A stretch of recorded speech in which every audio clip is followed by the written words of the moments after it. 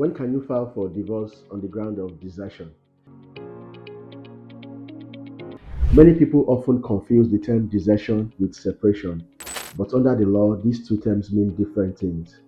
Desertion usually arises when four elements are in play, and the first one is that both parties must have lived apart physically, so there must have been a physical separation. The second element is that the party who left the matrimonial home must have an intention to permanently cease cohabitation with their partner.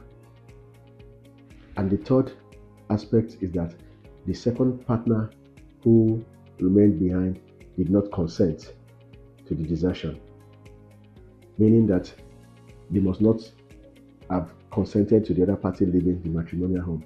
And the last element is that the party who is staying behind was not the cause of the reason why the other partner left the matrimonial home.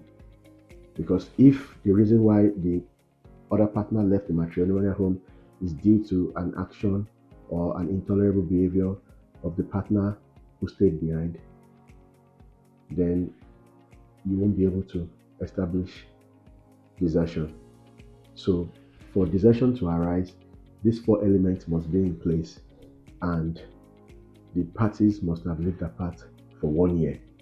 So, what this means essentially is that if these four elements are in place and you've not lived apart from your spouse for 1 year, then you can't file for divorce on the ground of desertion.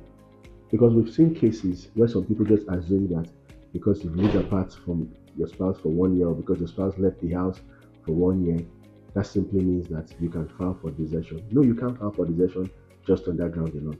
Because if your spouse is able to show that she left the house or you left the house because of your intolerable behavior, then you can't establish desertion as a ground for dissolution of your marriage.